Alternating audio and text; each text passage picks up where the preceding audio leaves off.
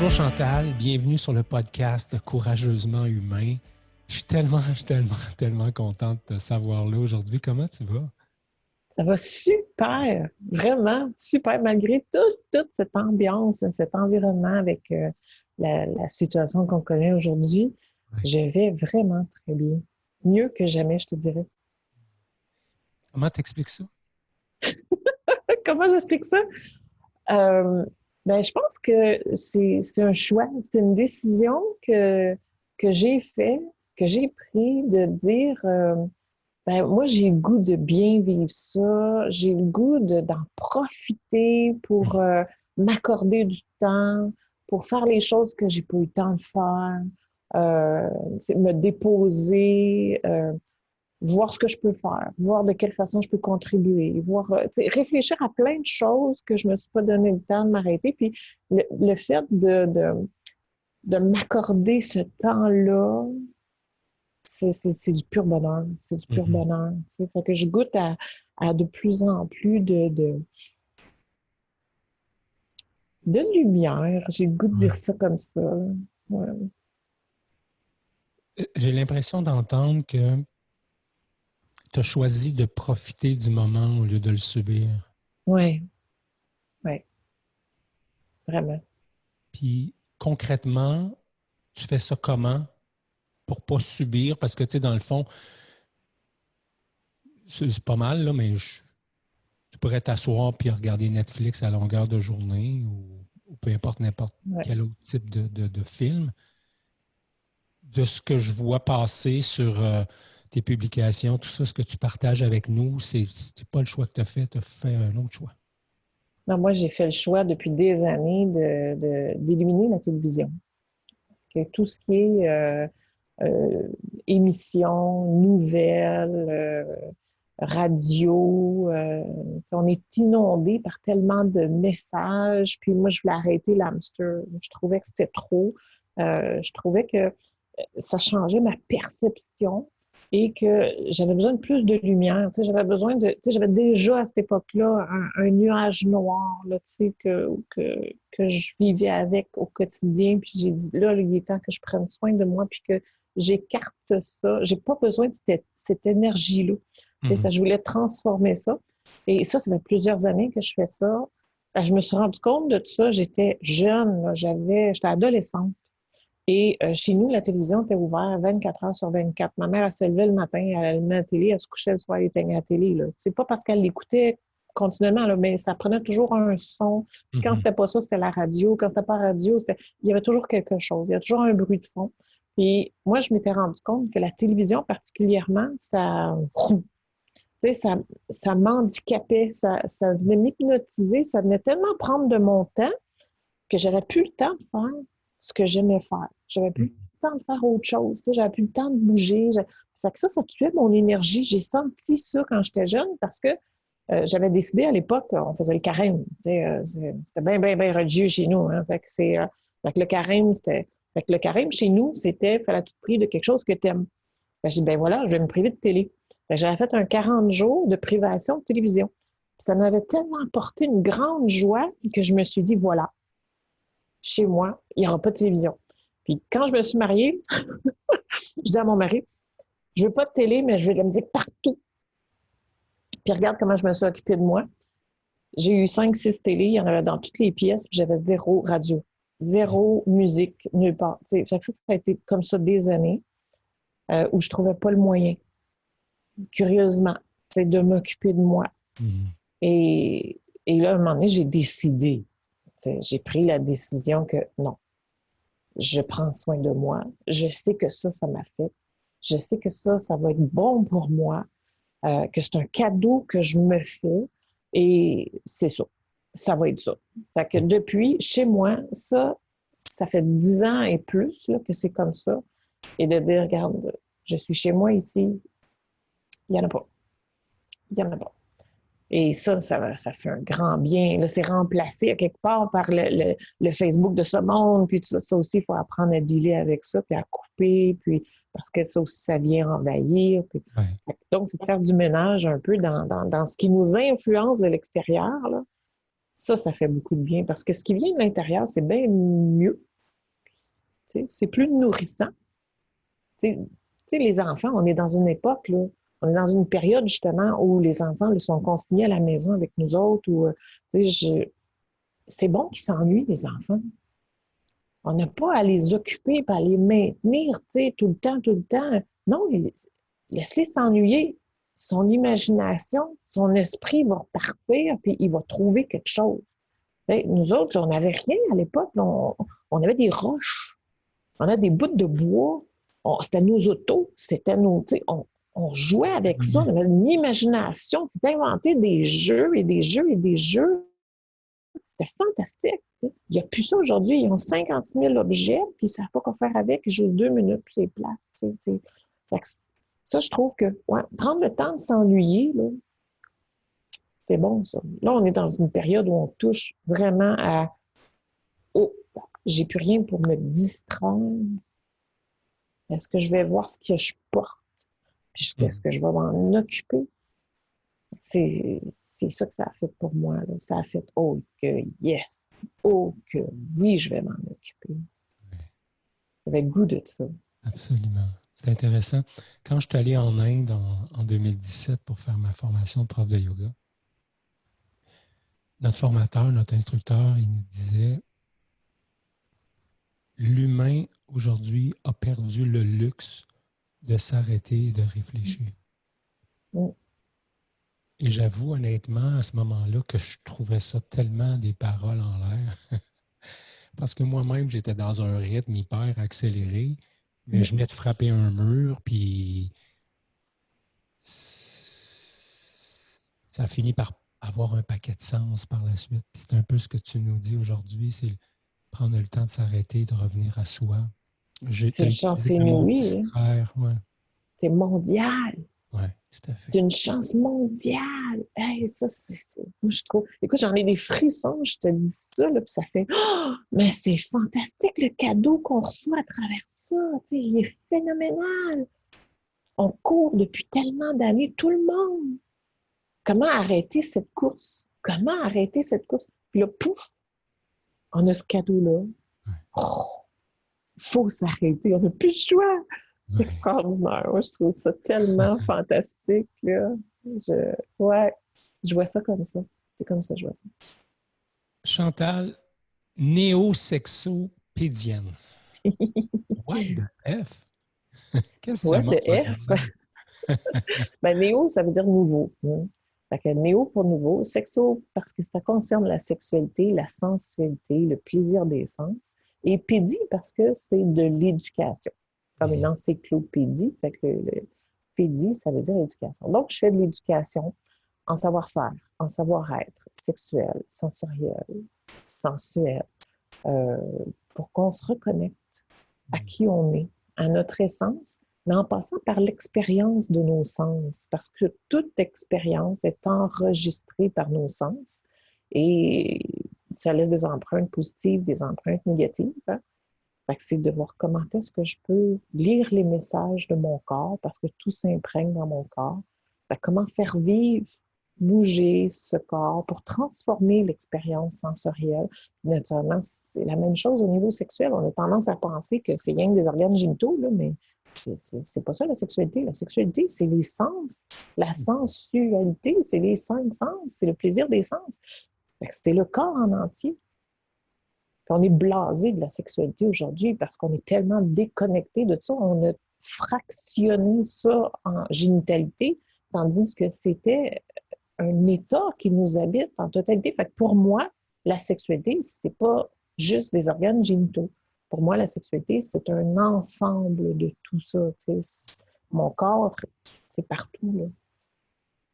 Ce que j'entends, c'est l'art de rentrer en relation avec soi pour pouvoir être en relation avec l'autre. C'est encore mon billet de com qui parle. Mais relation avec son corps. Oui, c'est ça. Avec son plaisir, surtout. Oui, c'est ça. Comment on en arrive à vouloir faire ce métier-là? Qu'est-ce qui t'a amené là? Oh mon Dieu, j'ai toujours dit que c'était une erreur, mais c'est pas vrai. C'est la synchronicité des choses. Et je pense qu'on œuvre dans ce qui nous touche le plus, dans ce qui nous affecte le plus. Puis, tu sais, moi, j'ai été élevée dans un milieu où il y avait de la pédophilie. OK, mon père, c'était un pédophile. Où il y avait de la religion. Tu sais, c'est deux fanatiques de Dieu, là. Fait que c'est très intense. C'est que le plaisir, c'était malsain. Il y avait quelque chose de c'est ça, de pas sain à quelque part là-dedans. Puis moi, je, j'ai eu aussi cette chance de m'évader tous les étés dans la nature. Et je suis une personne qui est tellement près de la nature que pour moi, j'ai eu l'impression d'avoir vécu une enfance avec tellement de bonheur parce que j'étais complètement. Les étés, écoute, l'école finissait le 24 juin, on embarquait dans l'auto, là, on s'en allait dans le nord. Puis quand on rembarquait dans la voiture, le lendemain, c'était l'école, on recommençait en septembre. Tu sais, fait que c'était vraiment là. Puis toutes les fins de semaine, régulièrement. Fait que pour moi, la nature, c'était waouh, waouh, waouh. Puis connexion avec les animaux. Puis écoute, j'ai toujours eu ça. Puis ce plaisir-là, prendre le temps de sentir, de goûter. Fait que pour moi, il y avait un aspect où le plaisir, c'était tellement sain. Puis le message que je recevais, c'était tellement malsain. Puis j'arrivais pas à comprendre. J'arrivais pas à me situer. Mais j'ai porté la castration énormément, énormément, tu sais, de pas le droit. J'ai pas le droit. J'ai pas le droit de me toucher.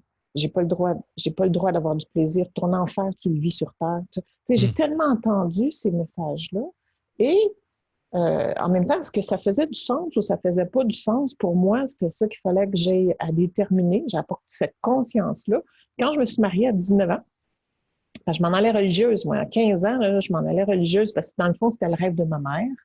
Ouais. Et quand je me suis rendu compte que c'était pas pour moi, parce que le défi d'autorité est assez intense pour moi.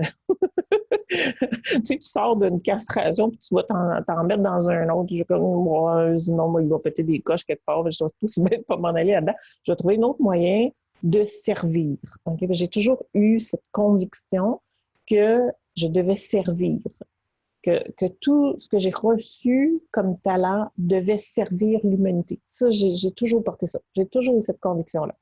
Mais je ne savais pas de quelle façon j'étais pour servir. Et quand que je me suis mariée, encore là, tu vois, je me suis pas occupée de moi, je me suis perdue à cette époque-là. J'ai fait mes enfants très tôt. Puis là, j'avais l'impression que ma vie était finie. Là, j'étais faite pour sacrifier ma vie, élever des enfants. Tu sais, est-ce que c'est ça? C'est pas comme ça que je voyais ma vie, tu sais, vraiment. Et j'avais besoin d'ouvrir un commerce. Mais quoi? Je sais pas, on est en temps de récession. Mais moi, j'aimais ça, la lingerie fine, tout ça, mais j'en trouvais pas nulle part, tu sais. Mais je dis, est-ce qu'on trouve ça, ces affaires-là? Mais je connaissais pas ça, c'est que je savais pas que ça existait.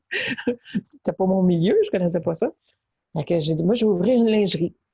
Fait que là, on me dit, ben là, si tu ouvres la lingerie, il faut que tu ouvres le sex shop, tu sais. Hein? Qu'est-ce que c'est ça? Moi, je savais pas ça. Écoute, là, hein? C'est quoi ça? Je savais même pas que ça existait.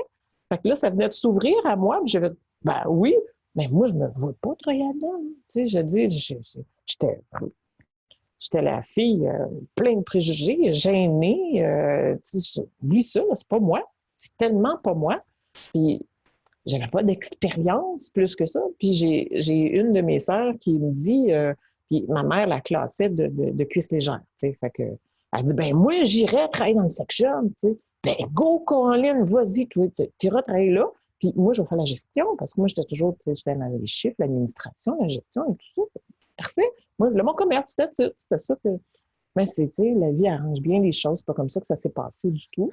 Et elle faisait pas ses heures sur le plancher. Moi, j'ai été obligée de me taper les heures sur le plancher. Mais là, tu sais, quand tu arrives, là, ta petite simple, là, j'ai toujours eu ce profil de petite simple-là, même à l'école. C'est drôle parce que j'ai un ancien collègue d'école, okay, de compagnon d'école, qui, à un moment donné, rentre dans la boutique, tu sais, puis là, il me voit, puis il fait « Ah! » Mais tu sais, le « Ah! » C'est là, ça se peut pas, impossible que je m'en allais religieuse. Tout le monde savait que je m'en allais religieuse. Qu'est-ce que c'est là? Ça ça faisait non-sens pour lui. Il a figé, là, tu sais, vraiment un cadrage de porte. Fait que c'était très drôle.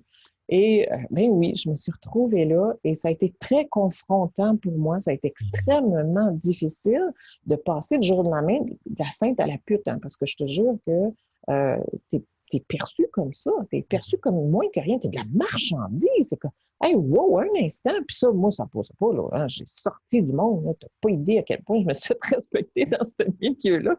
Fait que j'ai donné ma couleur, tu sais, j'ai changé les choses, mais j'ai découvert vraiment que j'étais sensible aux gens et que il y avait une grande demande, une grande carence au niveau des gens. Les gens avaient plein de questions. Est-ce que je suis normale? Tu sais, je suis normale de vivre ça? Puis on n'en parle pas de la sexualité, c'est tellement tabou. Tu sais. Fait que c'est à qui tu vas parler de ça? À qui tu vas poser tes questions? Tu n'as pas nécessairement un problème sexuel, donc tu ne vas pas consulter. Tu as une question. À qui tu poses ta question? Et là, j'étais mal placée pour répondre. Parce que même dans les objets sexuels, ça ne veut pas dire que tu connais grand-chose. Puis écoute, avec le bagage que j'ai, c'était bien, là, c'était zéro.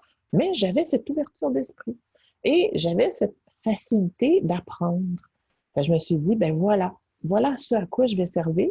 Ça a commencé comme ça. Ça a fait. Il y a un cas en particulier, il y a un homme qui s'était présenté 32 ans, impuissant, puis il ne comprenait pas ce qu'il vivait, puis c'était tellement chargé, tu sais, il portait ça tellement lourd, puis il n'y a pas question qu'il consulte, parce que, justement, sa compagne, c'était une sexologue. Fait que lui, ça le barrait dans ses affaires, mais moi, je ne savais pas c'était quoi exactement le problème à l'époque. Je n'avais pas grand-chose. J'ai dit, ben, écoute, je m'appeler pour toi. J'ai fait des appels, je me suis fait passer pour sa blonde. En tout cas, j'ai fait 5 appels pour essayer d'avoir de l'information auprès de sexologues différents. Zéro. Pas été capable d'avoir une seule réponse. J'ai fait, ah ben voilà pourquoi les gens viennent me poser des questions. Ben, je vais m'arranger pour être capable d'y répondre.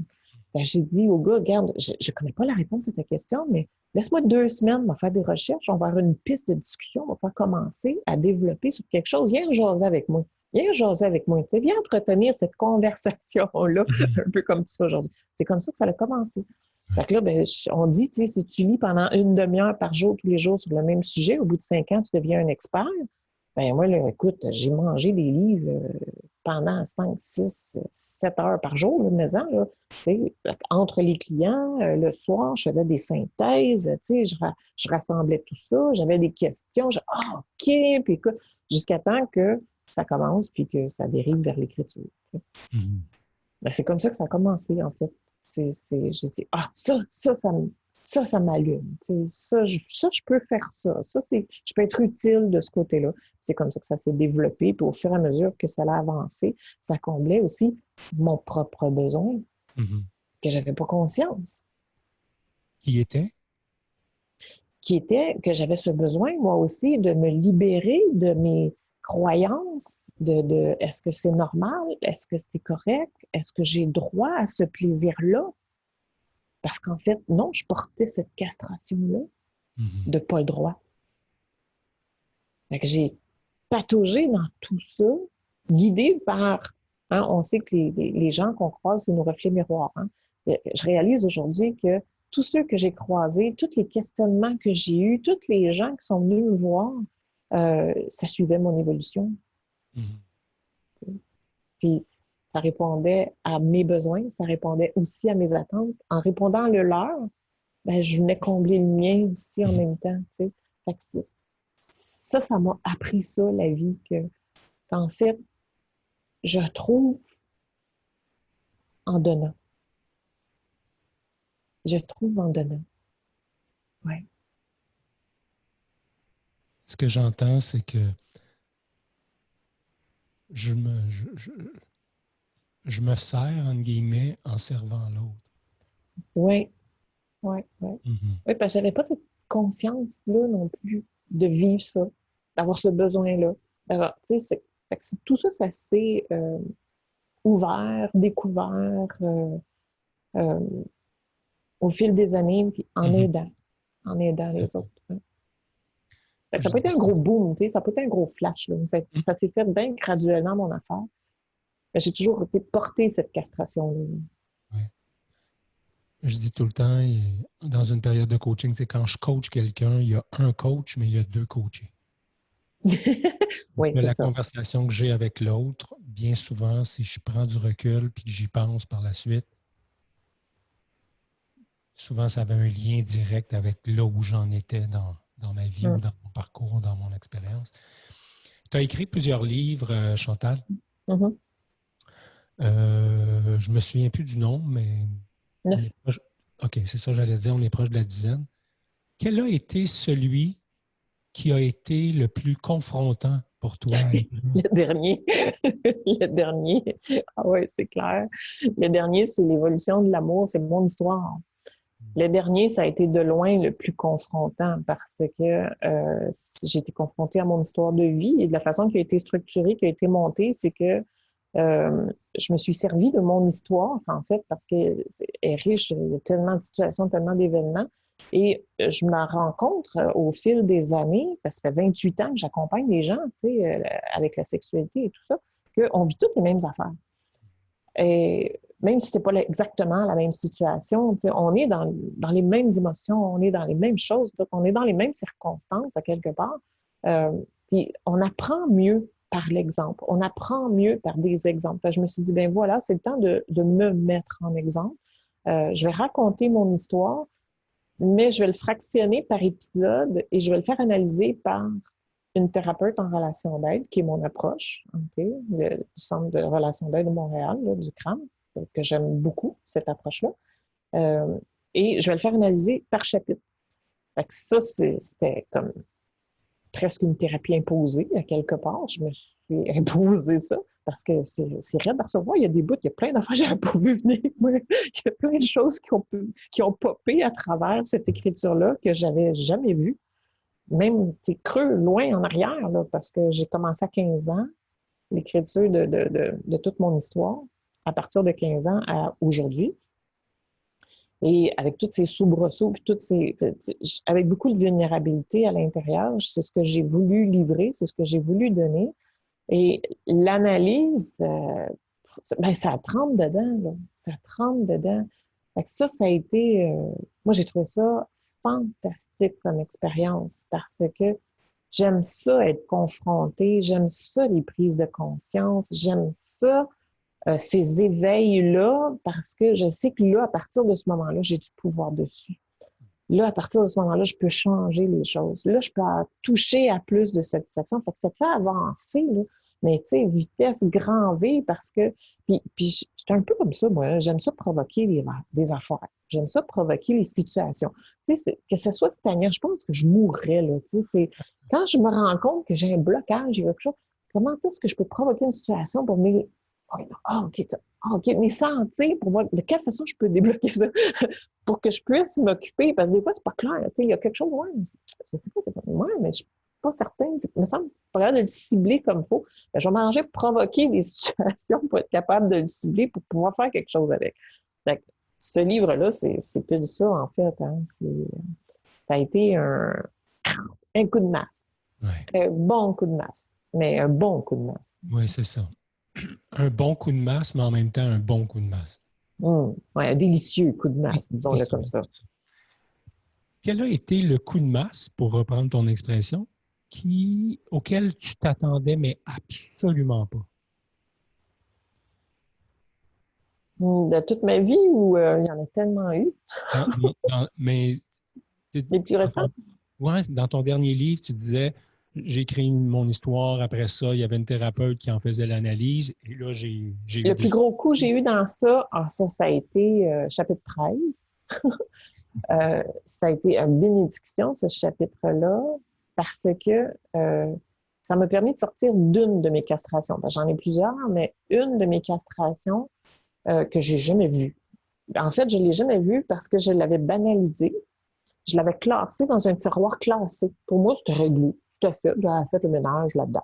Tu sais? C'est bon pour dire ça, de rationaliser là-dedans. Puis je m'aperçois qu'on est bien bon pour faire ça. Hein? Puis, ouais, j'ai été bonne là-dedans, moi. De dire, là, oh, ça, c'est réglé. Le ménage, j'ai fait, c'est classé dans le tiroir. Fait que je ne pouvais pas aller voir de ce côté-là parce que c'était occulté, mais complètement. Il n'était pas là. Et là, on arrive à ce chapitre-là, puis la thérapeute, elle me dit, Chantal, je trouve pas le déclencheur. Ben, il est là, le déclencheur. Moi, je le voyais. Non, non, elle dit ça, c'est un prétexte. Oh, là, un prétexte? Oh, ça, je l'ai pas vu. Fait que là, écoute, on a jasé, jasé, jasé. Fait que, en discutant, en jasant comme ça, elle me cuisine d'une certaine façon pour essayer de trouver puis chercher où est-ce qu'il y a le déclencheur à travers ça dans cette situation-là. Et c'est là où on touche à quelque chose. C'est là où on touche à la castration acquise, en fait, euh, que ça fait longtemps. J'avais cette conscience-là de dire, tu sais, moi, je suis le genre, là, je peux te déplacer des montagnes. Tasse-toi de là, il n'y a rien qui va m'arrêter. Waouh! Tu sais, je suis un vrai taureau enragé, on va être gauche, j'y vais. Mais j'arrive dans le cadrage de pas, puis je suis figée là, je ne peux plus avancer. Je ne peux même pas mettre un orteil l'autre bord. Écoute, j'ai déplacé des montagnes. Mais là, arrivé dans le cadrage de pas, quand vient l'aboutissement, incapacité de continuer. Là, je vais, voyons. Je veux pas, je veux. Incapacité, pas capable. Exactement, c'est comme l'éléphant que tu y apprends très tôt qu'il est attaché après l'arbre, il ne peut plus bouger. À un moment donné, tu mets qu'un piquet, il serait capable, mais il ne peut plus. Il n'y a plus cette. Donc, il y a cette conviction-là, c'était tellement ancré, cette conviction-là, que je ne pouvais plus, que je ne pouvais pas.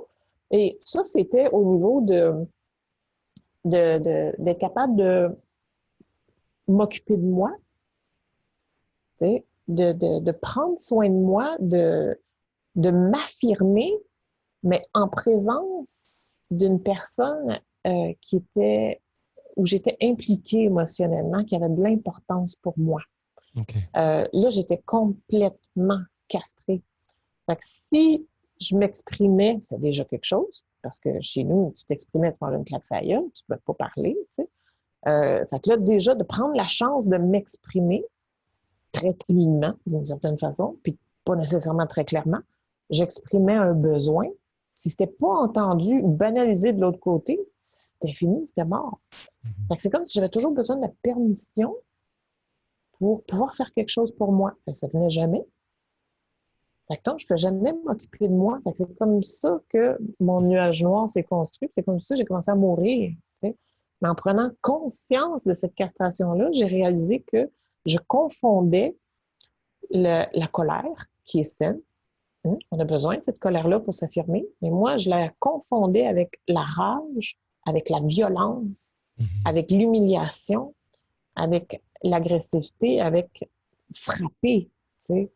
Puis ça, il n'était pas question que je refasse vivre ça dans ma vie. Tu comprends? Fait que moi, j'ai fait « Oh non! » À partir de 8 ans, j'ai castré ça complètement. J'ai fait, c'est pas vrai que je vais faire revivre ça. Donc, je me le faisais vivre. C'était reviré contre moi. Mais ça, je l'avais pas vu, ça. Moi, c'était classé. Mais c'était contre moi que je le faisais. Je ne m'autorisais pas à aucune colère. Parce que moi, j'étais un enfant qui tombait d'un bleu. Je ne sais pas si tu sais ce que c'est, de tomber d'un bleu, là, où tu perds la map, là, parce que l'adrénaline est dans le tapis, où tu vois plus clair. Là. Moi, je ne sais même plus ce qui se passe à ce moment-là. Là.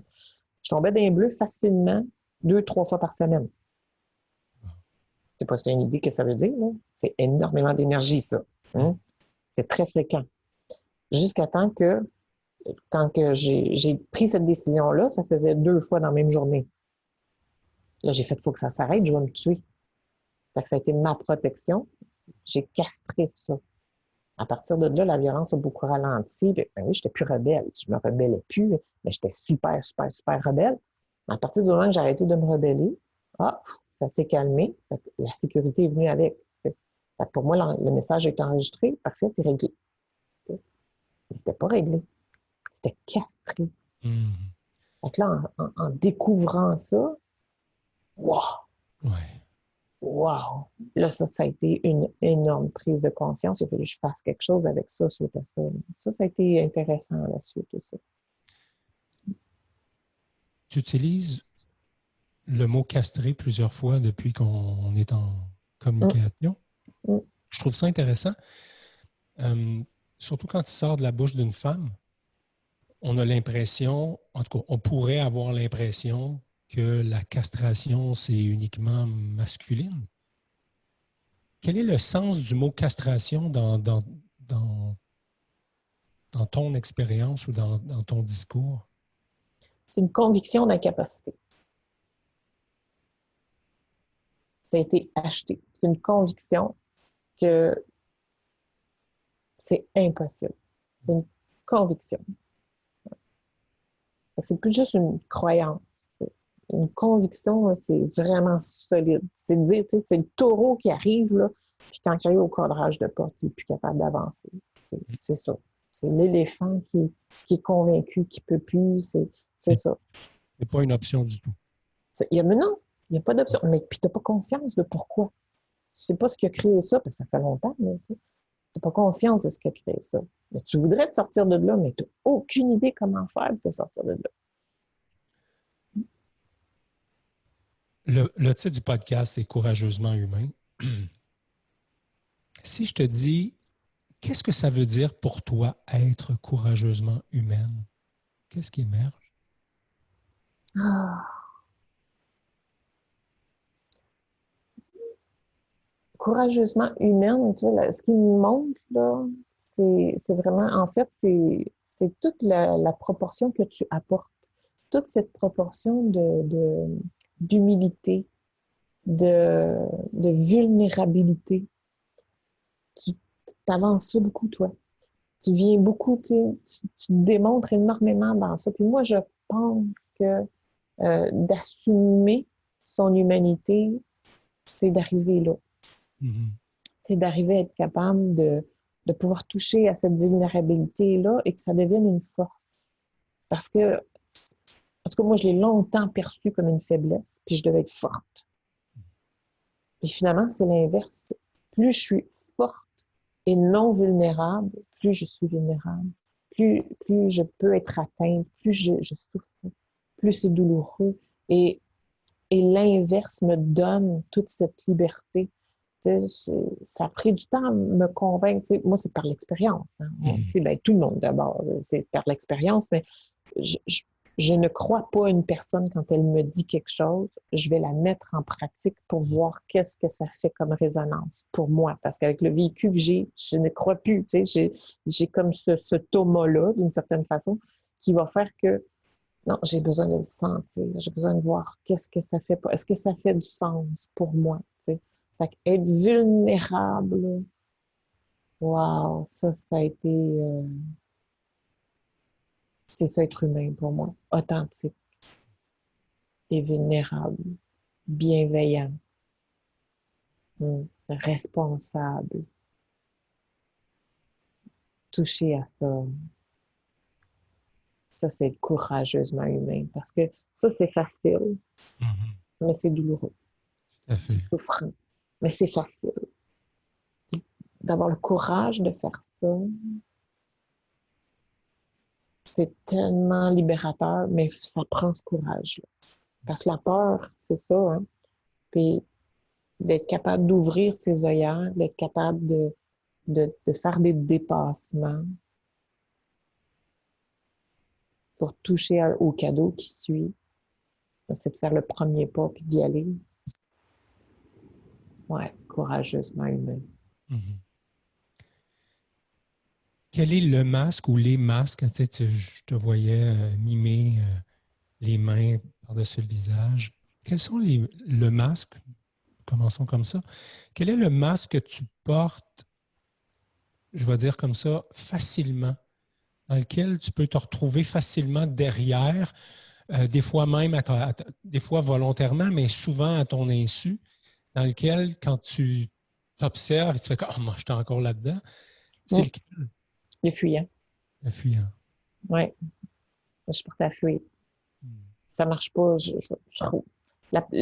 sais qu'il y a quelque chose qui fonctionne pas du moment que j'ai le sentiment que si je vais aller me cacher dans un petit coin, là, puis qu'on me voit plus, puis que de disparaître, là, je sais que, OK, là, t'es déclenché, là, qu'est-ce qui va pas, là? Il y a quelque chose qui est venu t'insécuriser. C'est quoi, là? Qu'est-ce qui se passe? Puis ça a été longtemps ça, mon cri d'alarme pendant des années où je disais, je me sens comme un oiseau en cage, tu sais, je t'envahis, je me laissais envahir. ben, je me sens comme un oiseau quand j'ai besoin d'air, j'ai besoin d'air, j'ai besoin d'air. C'était toujours partir au loin. J'ai besoin de partir. J'ai besoin d'air, c'est ça. C'est partir, c'est fuir. J'ai besoin de fuir l'espace où je suis présentement, mais en fait, c'est à l'intérieur. Mais J'ai faut besoin de fuir. comprendre ça. J'ai besoin de Parce que fuir je vis. l'espace dans lequel je m'enferme. C'est ça. C'est Mhm. ça. C'est très bien dit. C'est exactement ça. Ça me parle. Que dire de plus? C'est très, très bien dit. J'ai envie de faire le lien avec le métier que tu fais. Être courageusement humain dans ma relation à l'autre, mais dans la facette de la sexualité à l'autre. Comment j'en arrive à exprimer mon humanité puis mon courage dans cette facette-là de ma vie? Je te dirais que On nos ouvre plus une canne de grandes vase. peurs, là, nos plus grandes peurs sont situées au niveau sexuel. Il y a quelque chose qui m'avait frappé à un moment donné. Je discutais avec une personne qui avait un langage cru, vulgaire, qui était toujours en train de parler de sexe, de façon très ouverte et tout ça. Et, et de l'entendre aussi dire que elle n'avait pas de plaisir, qu'elle n'avait pas, la jouissance, elle ne connaissait pas ça, puis tout ça. Puis elle avait même de la difficulté à s'ouvrir les jambes. OK? Ça, c'est son expression qu'elle utilisait. Ça m'avait frappée parce que j'ai fait Oh my God! T'sais. C'est vrai que ce qui nous blesse le plus intimement possible, quand c'est juste physique, c'est facile de s'ouvrir les jambes. Mais est-ce que je peux exprimer ce que je vis à cet endroit-là? Est-ce que je suis capable de vivre ce qui se passe pour moi lorsque je suis dans cette intimité-là? Qu'est-ce qui me convient? Qu'est-ce qui me convient pas? Ça, c'est vraiment difficile à exprimer. Et pour moi, ça a été, wow, ça a pris du temps, là. Ça a fait son chemin. T'sais. Ça a été long avant d'arriver à être capable de verbaliser. Parce que d'abord, la castration faisait que je parlais pas grand-chose. Puis bon, ça fait pas, tu sais, bien souvent, c'est ça fait pas, on va essayer de voir si ça ne fera pas ailleurs, ou on va trouver d'autres solutions, ou on va fuir, ou on va se castrer, on n'a pas besoin. Ça peut être ça aussi. Ça peut être aussi, moi, j'ai pas besoin de ça de sexualité, tu sais.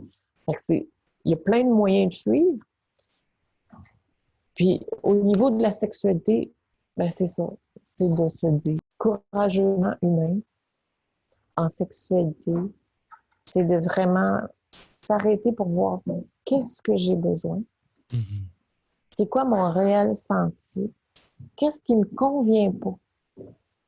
Puis, de pouvoir l'exprimer encore là de façon responsable et bienveillante.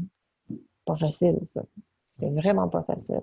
Parce que c'est facile, c'est l'autre le responsable. C'est sa job de te faire jouir. Et moi, là-dedans, de se voir soi, c'est pas mal plus difficile.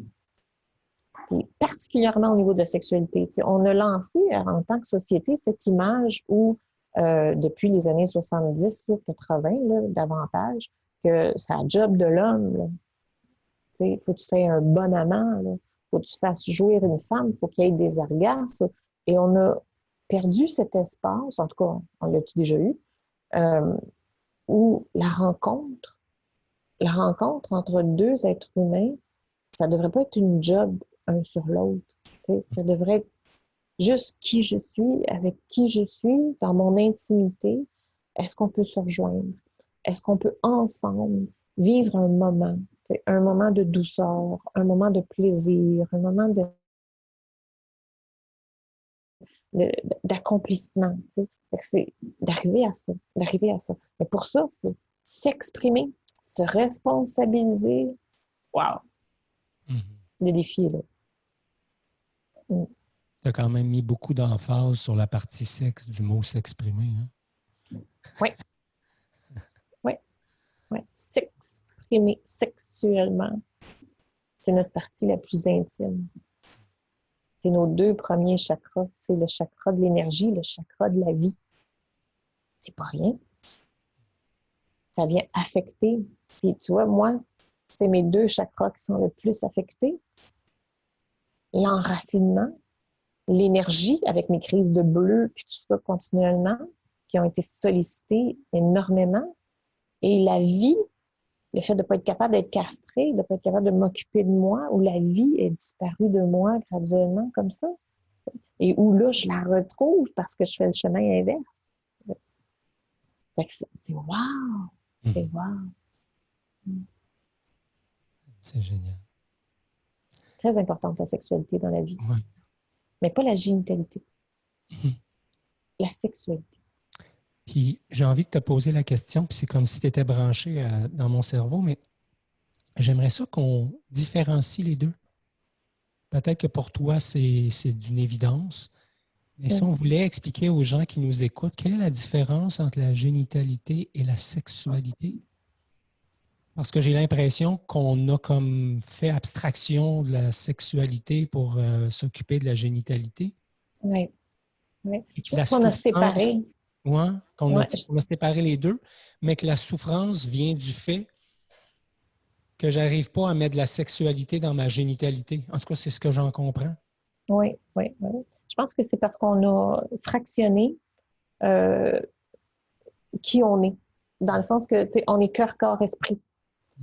Et on peut facilement faire l'amour corps sans que l'esprit ou que le cœur y soit. Et quand on a ce cocktail cœur, corps, esprit dans notre sexualité, wow! Ça, c'est la sexualité telle que moi je l'entends. Tandis que la génitalité, c'est du sexe corps.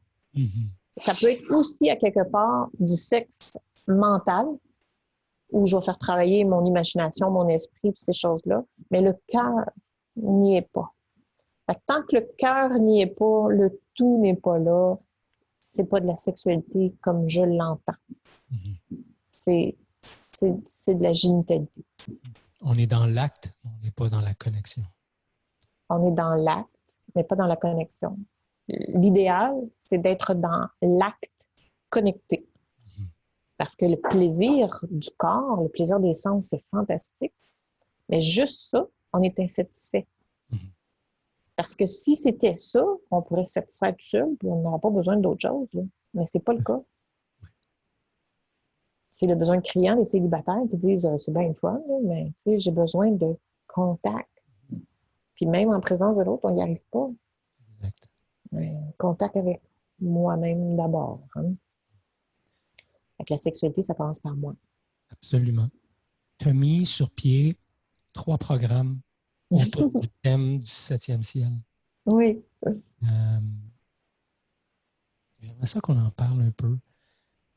Dans ce sens que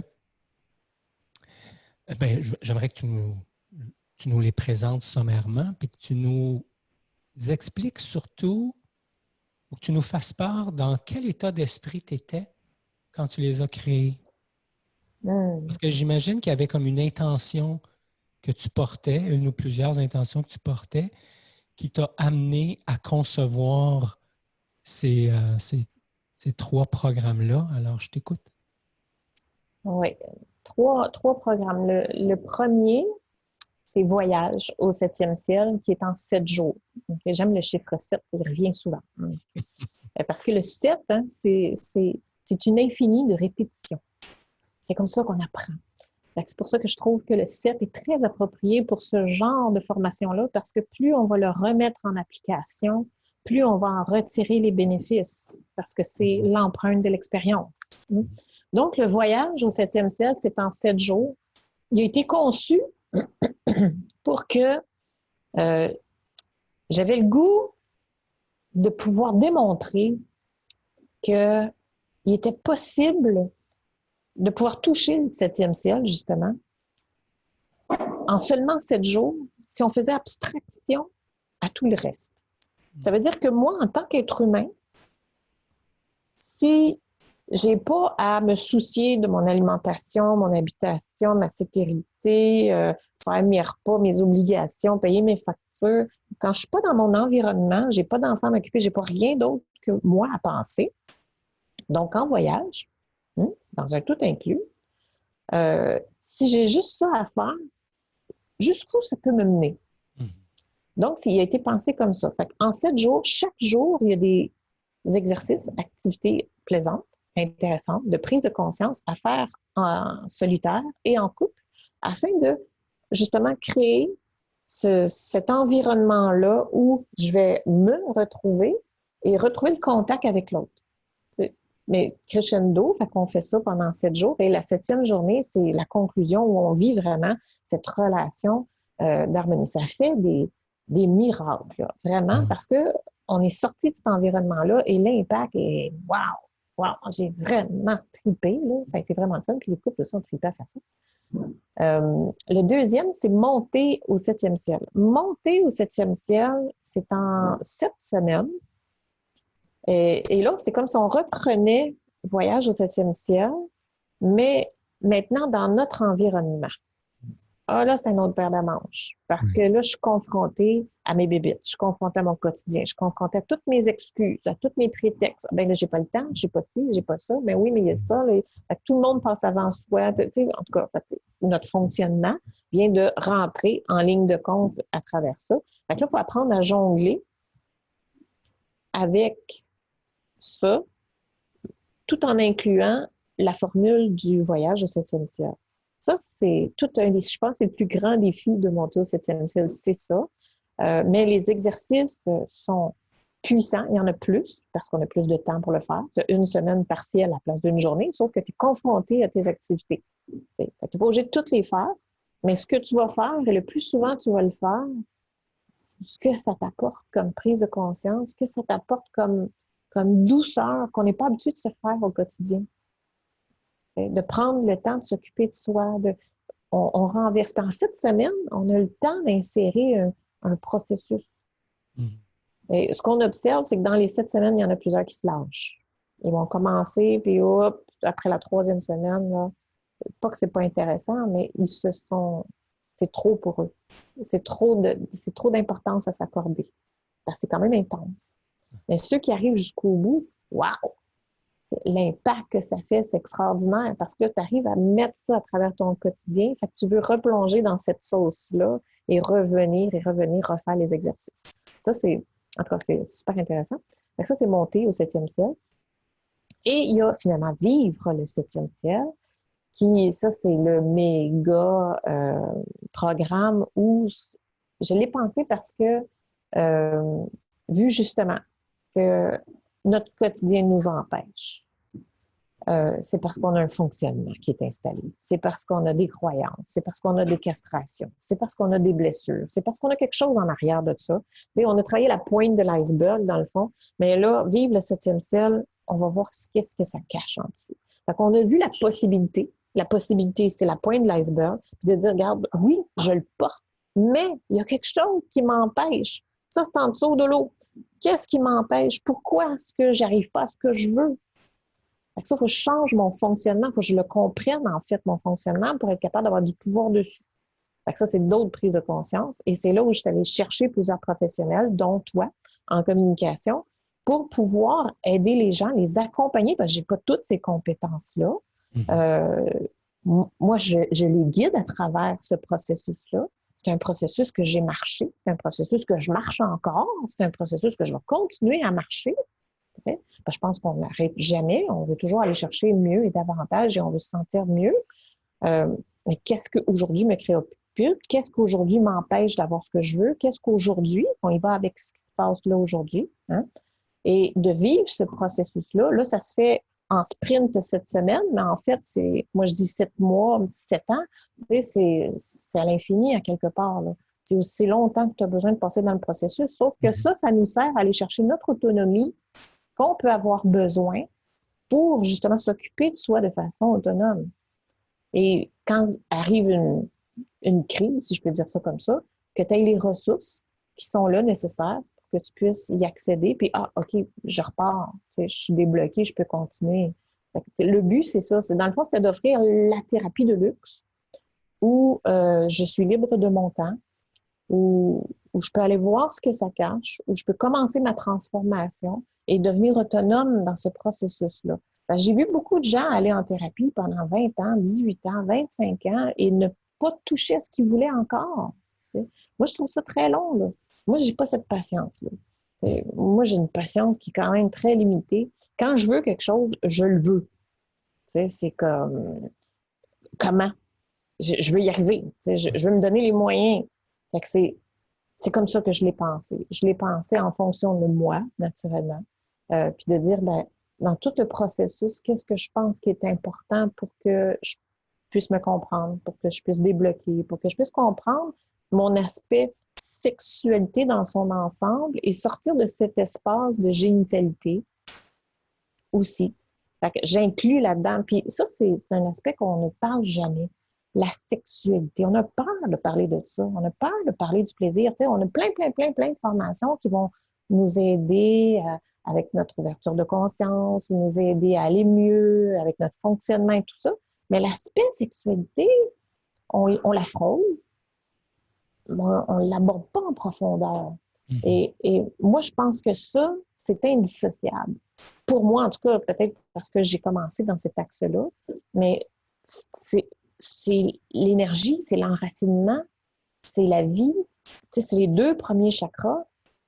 C'est essentiel, là. Si ça ne va pas, en tout cas, moi, je pense que mon rôle à moi, ma mission, si je puis dire, c'est d'augmenter le taux vibratoire, d'aider à contribuer à augmenter le taux vibratoire. Puis c'est là que ça se joue. Et le cœur. Selon moi. Oui. Écoute, je continuerai jusqu'à l'heure du souper. À un moment donné, c'est le temps d'aller vers la fin. Une question que j'aime poser aux gens pour aller chercher leur sagesse hein, qui s'est installée au fil du temps. Si tu avais à regarder derrière et que tu revoyais Chantal là, 15 ans, 20 ans, puis que tu voulais lui donner un message, un conseil, qu'est-ce que ça serait?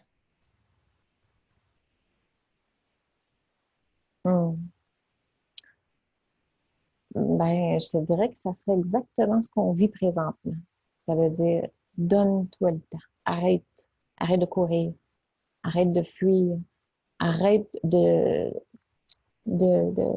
t'étourdir et ressens. Parce que tu as toutes les réponses. Tu le sais ce que tu as besoin. C'est tout là. Tu t'y autorises pas. Prends le temps de sentir. Puis je sais que tu vas prendre les bonnes décisions pour toi. Parce que tu le sais à l'intérieur de toi, c'est quoi qui est bon pour toi, mais tu n'as pas le temps de l'écouter. Tu n'as pas le temps de t'en occuper. Reviens aux sources. Reviens à toi. Et de voir cette période-là présentement qui nous offre cette possibilité de pouvoir s'arrêter, de prendre ce temps de recul, c'est pour ça que ça me shake de partout, que j'ai des frissons partout quand je te dis ça, parce que c'est de temps là. Ça va pas bien dans ta vie, là. Arrête-toi. Va voir. Va voir c'est quoi à l'intérieur de toi. Tu le sais. Tu le sais, tu veux pas. Tu y fais abstraction. Il y a plein de façons que tu vas t'en défendre. Va te chercher les outils pour te sortir de là. Il y en a plein. Il y en a plein aujourd'hui. Va te chercher les outils pour te sortir de là. Mais tu le sais à l'intérieur de toi. Donc, prendre le temps de s'arrêter, s'écouter pour être capable, à partir de là, de trouver ses propres réponses au lieu de les chercher dans le monde extérieur, de trouver ces réponses-là dans notre sagesse intérieure. Je le savais à quelque part, tu sais. Parce que je voulais prendre une semaine de vacances. Je ne me suis pas autorisée à ça avant 40 ans. Une semaine tout seul pour avoir le temps de descendre, de sentir. Chacun connaît son rythme. Combien de temps ça te prend pour descendre? Ouais. De s'autoriser ça. Là, on a le temps en masse. Absolument. Chantal, si les gens voulaient entrer en contact avec toi, C'est quoi les meilleures façons de te rejoindre? Je pense que le plus facile, c'est le site Internet, hein, chantalbrault.com. Tout simplement, tout est là. Tout est Super. dessus. Toutes les informations sont là. Facebook, YouTube, tous les accès. J'œuvre beaucoup Facebook, beaucoup YouTube. Et sur le site Internet, définitivement. Merci. Merci beaucoup, cher ami, d'avoir joué avec moi.